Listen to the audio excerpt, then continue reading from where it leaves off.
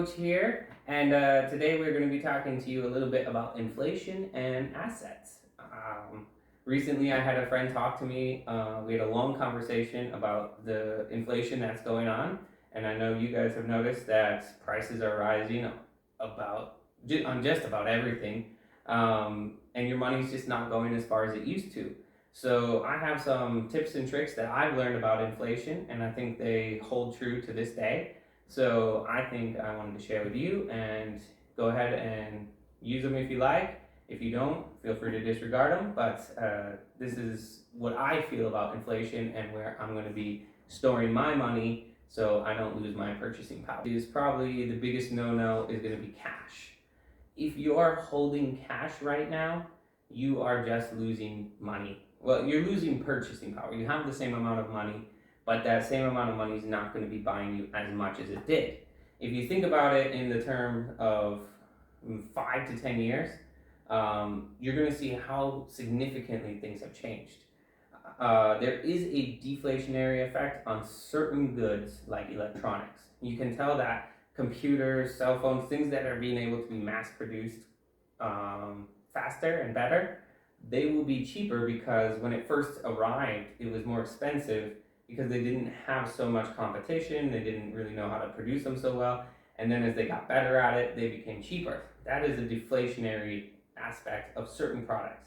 But the majority of products and your consumer goods, as well as your agricultural goods and just services overall, most things tend to increase in price over time.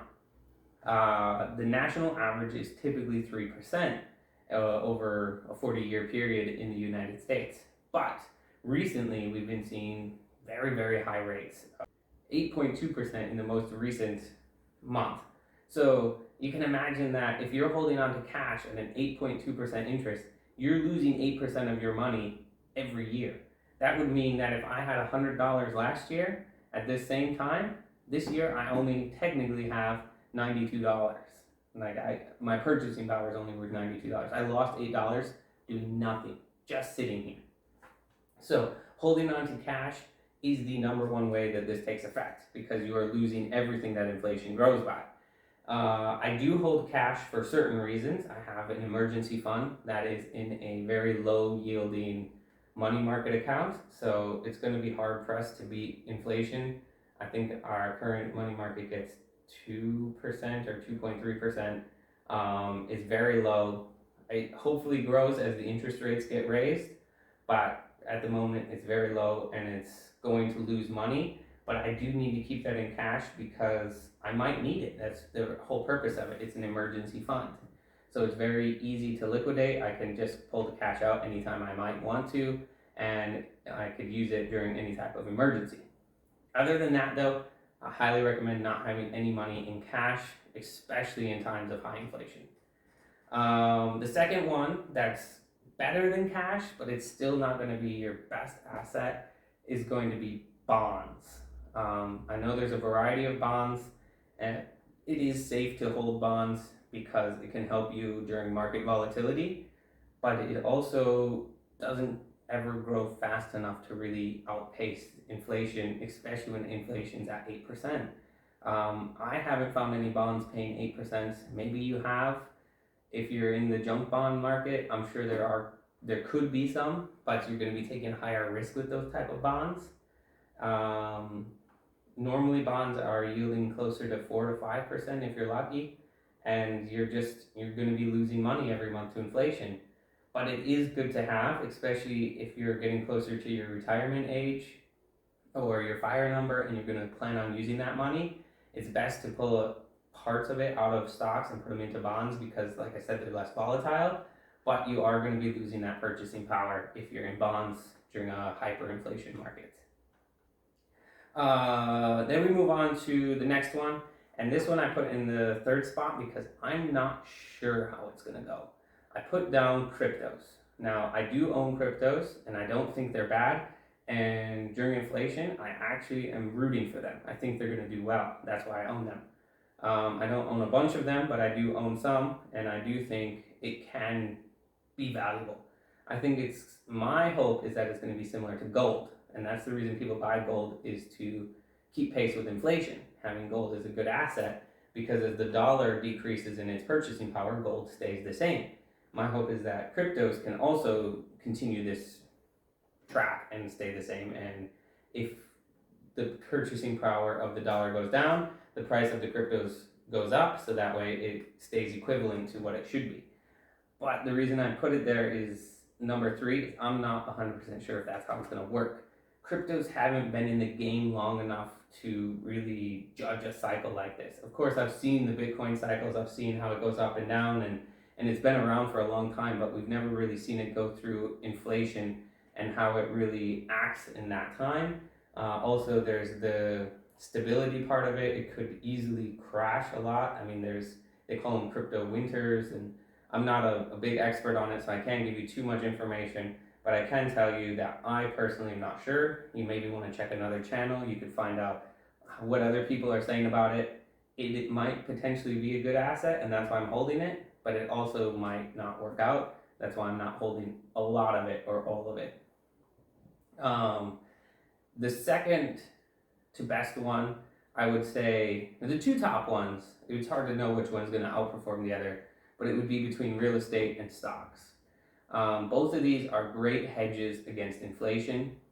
Stocks are a great hedge, and it's going to seem strange that I offer stocks at first because, as you can see, as inflation rises and consumer fear goes up and people stop buying so much, so the economy actually starts to hurt, we actually kind of see this recession-like thing taking place, and stocks might drop.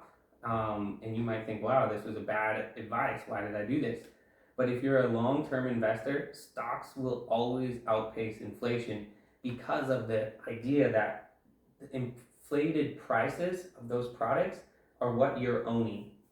To break it down into an example is if I bought Starbucks stock today and Starbucks stock actually goes down because of the market is crashing, but then Starbucks itself, the business, raises their prices on coffee because of inflation.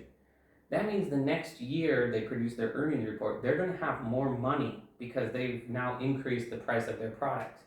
And they will continue to do that. And as their earnings increase, their stock price will increase. So technically, as long as you're buying stocks of companies that are going to inflate their prices along with inflation, you shouldn't have any trouble because their product will also increase in price and their earnings will increase. So overall, stocks are a great hold to have during a time of inflation. You're betting on the companies that are inflating prices. I highly recommend index funds so you're not betting on just one company, especially because some companies can't weather the storm of inflating.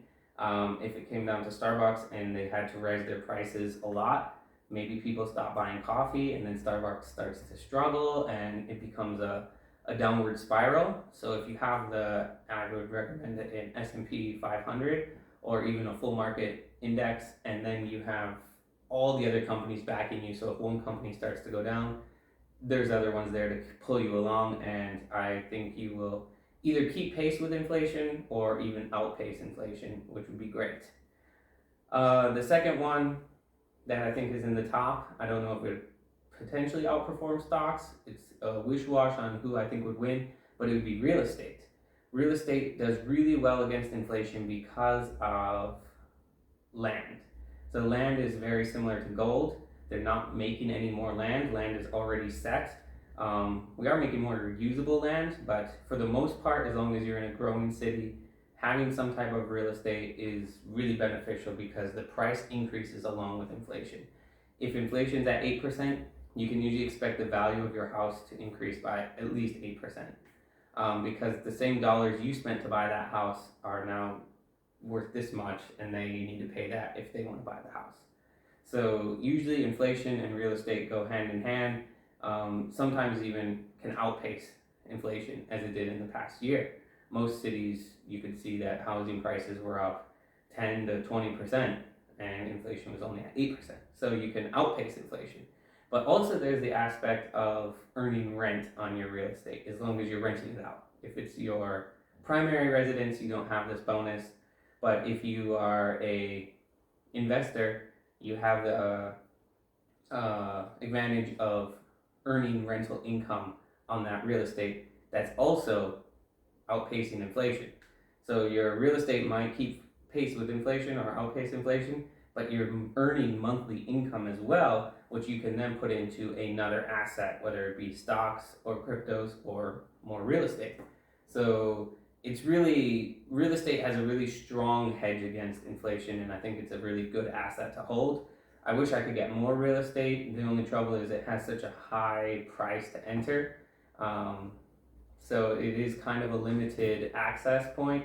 But once you get there and you can get into real estate, it is a really nice asset to hold. And I think these are all really good tips on how we can beat our inflation and keep our assets strong during this time of uncertainty.